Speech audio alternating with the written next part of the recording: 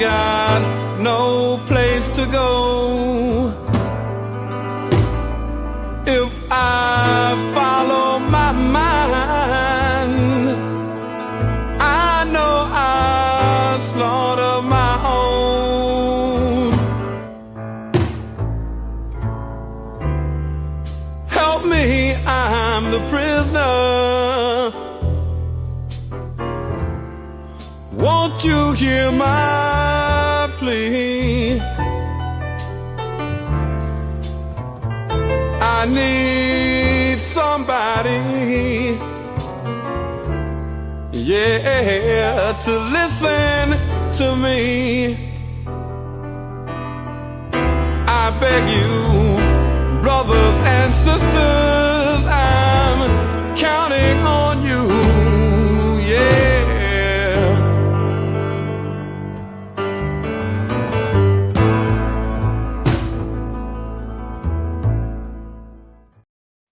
Peace and love. Welcome to the Northeast Political Prisoner Coalition. I'm Brother Frank, and I'm with former political prisoner Abdul Islam. This platform, if you do not know, exclusive to political prisoners. So when we talk about current events, we relate it directly to political prisoners. Today's episode is facing fascism, fight or flight. Right? We often think that we have two options. Let's discuss that, and let's discuss that if that's a fantasy or a reality. Or let's first, when we hear this word fascism, right? What's the origin of the word? In fact, what's the definition of the word, bro? Fascism is a situation when the ruling class, the most far right wing reactionary elements of the ruling class, seeks to correct what it sees as contradictions in the system by instigating a very, very forceful, a domineering, strong man type of regime to set situations straight, and also to keep the masses in line as people are rising up for their rights to keep them down. Hit that in the head.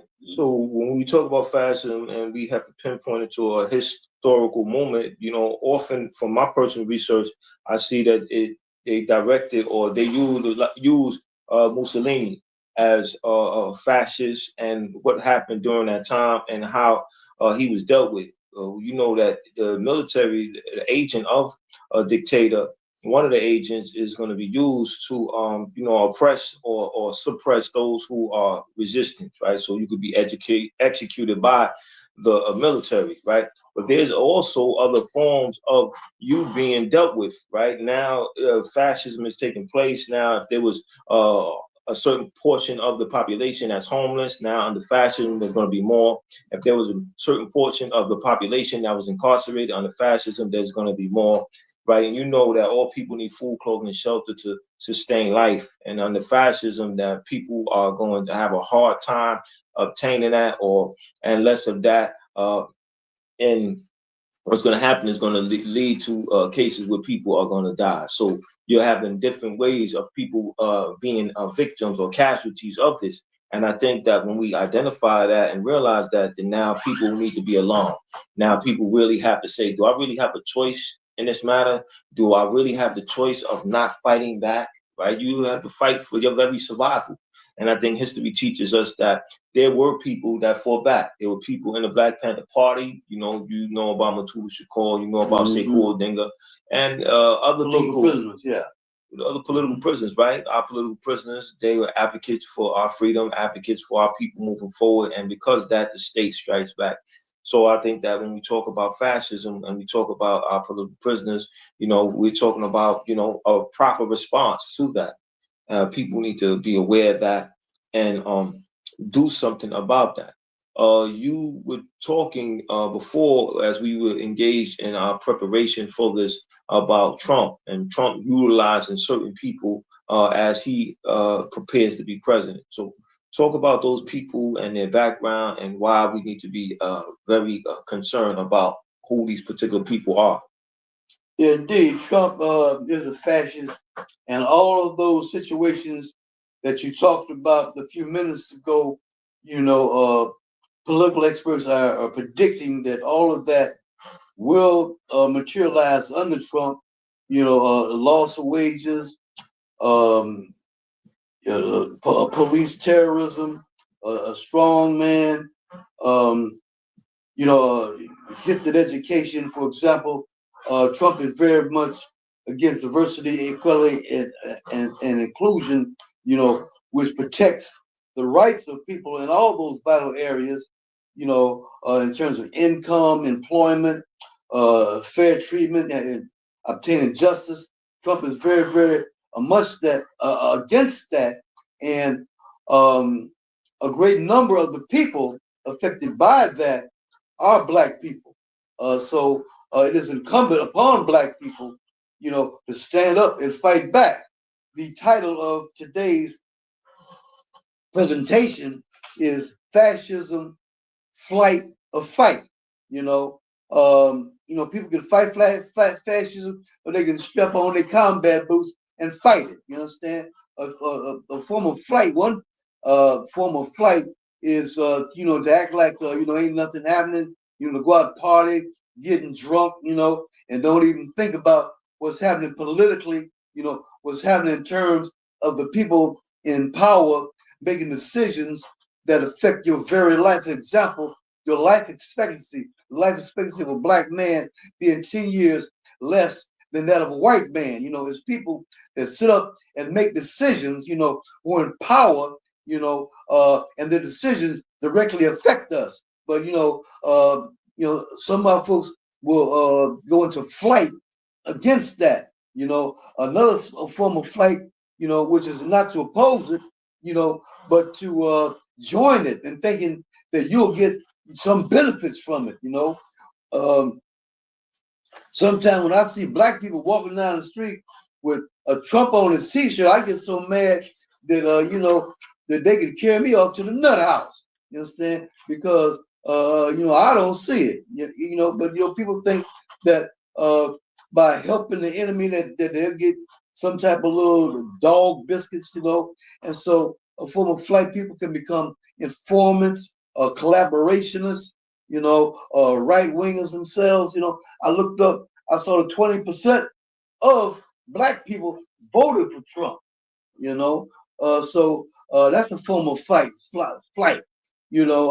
and not opposing Trump. Many of us know him through the decades, being very dictatorial. He has said that he would be a dictator for one day, and then when he was challenged by that, he gave he's a liar. He said, well, actually, I'm just going to do it for one day. I won't be a dictator after that. But knowing him and his psychopathic personality, he's bound to see other days that you think is very, very necessary for him to become a dictator. And so many people are organizing right now to fight against Trump. 300 organizations are planning actions against Trump. The Democrats are planning many activities against Trump. And people are being alarmed by some of the lunatics that he has selected for his cabinet. For example, Pete Hegseth, Secretary of Defense, Matt Gaetz, who is under investigation for sex with a 17-year-old girl, Linda McMahon, who was an executive of wrestling. The madness that comes on wrestling. So anyone who would concoct that type of madness in their mind, now being in charge of education, dig that. Lee Zeldin, for Environmental Protection Agency. Lee Zeldin believes in just letting the government, let the capitalists, that 1%, that owns 90% of the wealth in the country, let them just do anything they want to do. Don't do nothing to stop them from destroying the environment, from causing climate change, environment, the poison in the air we breathe. There's a chance. I mean, some of y'all know how it feels. And sometimes you get something stuck in your throat and you choke and you can't breathe. You know, so this is what is promised. You know, that's the fate that many people will have by the quality of the air that we breathe being poisoned, is destroying our lungs. You know, the destruction of the environment. You know, it's an existential threat, meaning that the existence of every breathing thing on Earth, its life is in threat because of the poisons and the dangers to the environment. You know, so these are things that must put us on the war path. You know, we just can't be sitting around, you know, blasé, everything is cool, you know, and millions of people need to be concerned, you know, and masses and masses of our people need to be outraged, you know, at what the threat, you know, that is being posed by this fascist Trump, you know, and organize to stand up, you know, and don't cower, you know, don't be an opportunist, you know, don't be a race traitor, you know, joining the enemy, you know, but stand up as the great people that we are. Black power. Excellent. We spoke about, you know, certain people like Sekou Denga, people like Matul Shakur, you know, being in organizations that were dealing with fascism. One organization that was dealing that Sekou Denga was a part of with the Black Panther Party, which also George Jackson was a part of. And George Jackson had this quote, and this quote was over 50 years ago, and it's still relevant today. And I think that's a quote that we need to really internalize consistently, right? As we have to deal with fascism. It says, settle your quarrels, come together, understand the reality of the situation, understand that fascism is already here, that people are already dying who could be saved, that generations more will die or live poor, butchered half lives if you fail to act. Do what must be done. Discover your humanity and your life revolution. Pass on the torch. Join us. Give your life for the people. George Jackson. So this is being said over 50 years ago, and it's still relevant today because some people are hesitant to get involved in organized action. They might feel discouraged because of the leadership. They might feel discouraged because they don't think that they are knowledgeable enough in political affairs. They don't think that they are equipped to get involved in that. But I think George's quote makes it clear that it's everybody's responsibility to be involved. You know, if you care about anybody that you love, you will get involved because the system only concerns itself with making a profit. So it's profit off of over people. And that should be very alarming because, you know, a price of bread might be triple or quadruple the price under fascism. And people that you love are going to be incarcerated over petty things, right? Just look at the situation with jaywalking and look at how many people might have been stopped or had to be dealt with on this issue, right? And like we were discussing in the previous discussion that, you know, they use that jaywalking to apprehend you and to find out if you have any warrants. So now they can keep you. So we have to be very careful and very alert and mindful of the system and how it operates. And when I say careful, not to be afraid, just to be prepared, right? Be organized, be very serious about your library. Make sure you have books like this, like the one by former political prisoner Jalil Abdul Muhsin King, because it's going to give you an understanding of what's happening and your role in how you need to deal with that. And if you happen to have a platform like we have, right, we make sure that it's responsible because we title it U.S. Political Prisons and You, right? We want to create an environment that is representative of that relationship between our political prisoners and us and how it relates to day-to-day activities and current events and how we need to incorporate them, their sacrifice, and their views into making an assessment about what's happening and making a decision about what we're going to do, because we know that we have to do something. really taking the flight is not an option, right? Because you can run, right? But how far and how fast can you actually really run? And where are you going to run to if there's no place to run? You obviously have to fight, right? You being cornered in, and now your mind has to go into the position of either you're going to accept what's being done to you, or you're going to fight for your very survival, or you're going to accept what's being done to your loved ones, or you're going to fight for their very survival, and you're going to do what's necessary to protect them. If you happen to have a platform, you have to be responsible with this, because one of the things that I've learned when when there was a battle for the presidency is that you had podcasts that were being very irresponsible with their platform, right? Instead of making an analysis of what was happening and looking at both candidates as being part of a system that has historically not benefited common people. Rather, it exploited common people, because that is the way, or that is the mechanism, or rather mechanics of capitalism, and it exploited the working class, and that system will continue to go on, right? So you have both candidates still advocating for that system, and so a person who has a platform and is gearing you to look towards one candidate over another, instead of actually dealing with the system itself, is actually hurting people's advancement.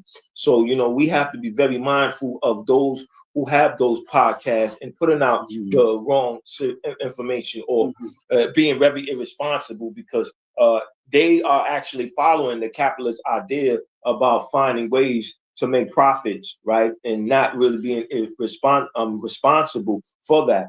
When we talk about fascism, and we have to deal with freedom of speech and how it attacks freedom of speech. So that's where my point is actually going into, as I talk about being responsible with your platform, right? This is an independent platform.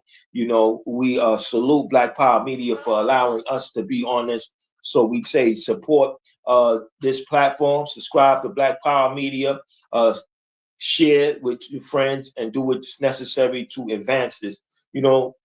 What should those who are happy with their freedom of speech be concerned about as fascism comes into being or continues to further develop?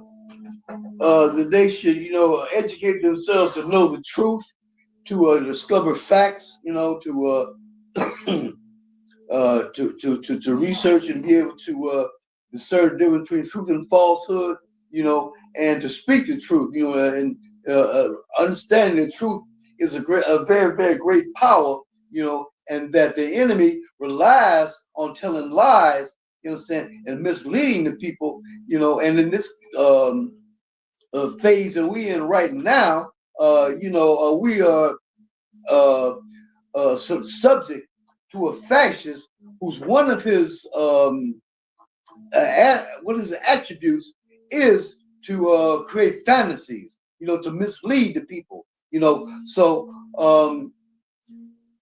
to understand through analysis, through research, and understanding the nature of evidence, and what constitutes real evidence, what constitutes a real argument, what is a true history versus a false history, to be equipped with these type of things, you understand, we create power among ourselves, power among our peoples, we develop ability to determine, what happens in our own lives, fascism is somebody else making decisions, which affects every vital aspect of our existence. Self-determination. We decide that. We determine that. We're in control of that. We're in control of all that. The economic, the educational, the social, the cultural. We control all that. All those things are very, very great determinants of what's going on. Right now, because of the people making decisions, you understand, who do not serve our interests. Our life expectancy, the life expectancy of a black man is 10 years less than that of a white man. So You know, we can't give up. You know, you can't go into flight.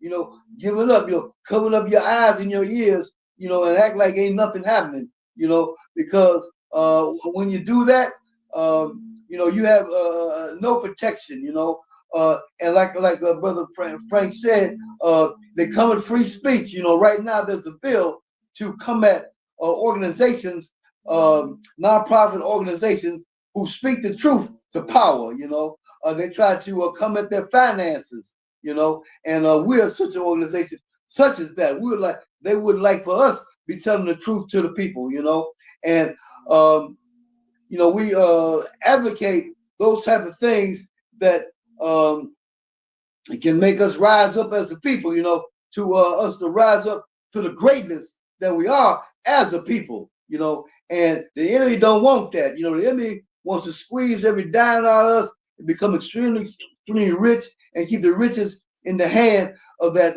small circle of fascist capitalists, you know. And this is what Trump is all about. So, you know, it's time for us to smell the coffee, to dig the truth, to research the truth, to do some reading, you know, to do some critical thinking, and to rise to the position of the leaders that we are, to be the champions that we are as a people, to be beautiful as we are as a people. You know, millions and millions and millions of people. You understand? Well, you know, knowing that your tongue is an atomic bomb when it's speaking the truth together, you know, can make things happen, you know, and we can determine what happens in our lives, you know, and we can dwell in black power.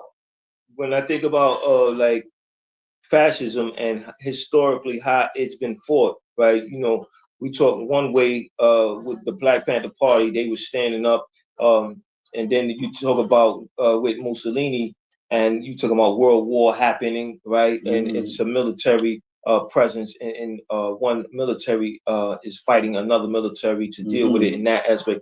I think working class people need to see themselves as part of a standing army, right? Meaning that their labor is used to make profit for capitalists. So now, if you organize general strikes, if you have work stoppages, that's how you strike back. You know, so there are very ways that we can respond back. Just imagine a system dealing with the workforce deciding that today we're not going to work, right? You're not going to operate the planes. You're not going to operate the trains. You're not going to operate the factories because you don't like certain laws that's being happening. You don't like what's going on. You have an issue with the person in power, and now what are they going to do? They can't operate their system without your labor, and I think that that's what people need to be conscious of, right? Because sometimes people might not want to be involved with something because they think that it has to be done exactly one way. But we all have a brain and we all have that ability to be creative. So we all have the responsibility actually to have creative input into advancing our people's ideas, protecting our people, making sure our people have a fighting chance to see tomorrow.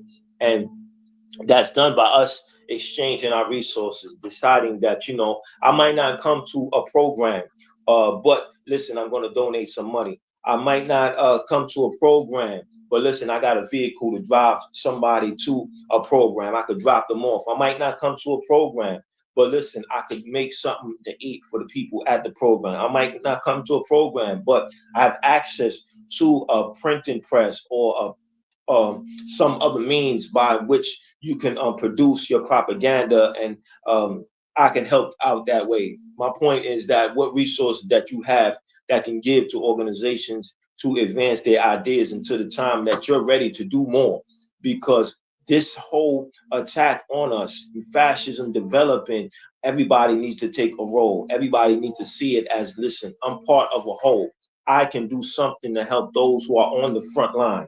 I don't have to sit back and just watch those on the front line be dealt with, if they're going to be dealt with by the state, right? Because that's the reality. Once the state starts to feel you're a threat, then they're going to attack you. You have martyrs, you have political prisoners. So that is a reality that, you know, we have to be prepared for. And we prepare for that by studying, by endorsing our writers, right? This book is exceptional. You know, there are other books like Mumia Abu-Jamal. He's always writing, and this is where we get ammunition to fight back, to have the courage to fight back. Because Mumia has been incarcerated for over 40 years and still writing and still has a voice, and it won't allow them to silence his voice. Brother Abdul Haq Islam, right? You know, as a devout Muslim, what would you think that those who in Islam have to, how should their approach be to fascism? If you had to relate to that, to anything that's in the Quran. Well, boom, right on, brother. You know, one thing that I'm clear on is that the fascists, you know, the enemy, you know, they are slaves to their lower desires. They are weaklings, you know, and you know, Muslims need to understand that. You know, there's concept in Islam called the nafs. The nafs is the self. And the nafs al-amara is the lower self, you know.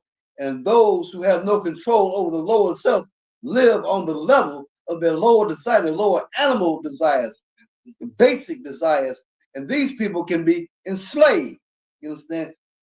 Because the higher self, the true self, you understand, you know, is that in which the riches, the beauties of our humanity is in charge. Then, you know, when we're strength, you know, when we have these principles, you know, we live up to, you know, to the potentials in our humanity, you know, our power, our honesty, you know, our sharing, our charity, you know, to be a helping hand, you know, to be able to give leadership, you know, all these things. You know, when our humanity is enhanced, you know, that's where we're at, you know. But when we become slaves to our lower desire, eating, like with sex and things like this, alcohol, drinking, cigarettes, you know, we become a slave to these things, then our ability to resist is less. And the enemy, the fascists, they are slaves to these things. You know, Trump, you know, has many felonies. You know, he's been accused of, you know, being a sex fiend with women. You know, people in this cabinet, you know, also have these traits, and many of the capitalist class, you know, are weaklings in this sense. You know, so if they have a docile, lamb-like population, they can control that. But you know, the struggle that the way Muslims term it, you know, is the jihad against your lower desires, you know, to enhance that power that we have as human beings, you know, like during Ramadan, you understand? This expands, you know, you understand? And we talk about it among one another, you know, and so it gives us confidence that we're gonna win, you know. So even in combat, you know,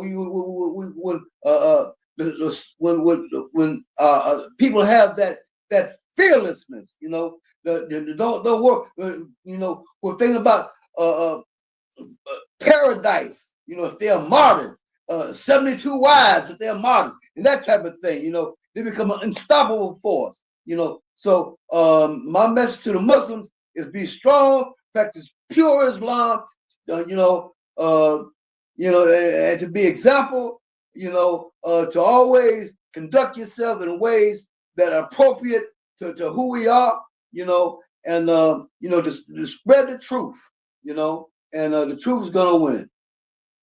Exactly. The truth is that you do not have no choice. You do have to stand up. You have to fight. If you love yourself, you're gonna fight.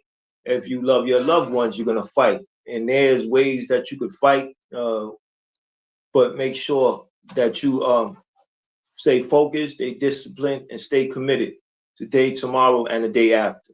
So we're gonna sign off. See you next Wednesday. What's the call? Free them all. What's the call? Free them all. Don't forget to write to a political prisoner. Don't let them be forgotten. Don't let them die in prison. Next week, we're gonna talk about Patrice Lumumba.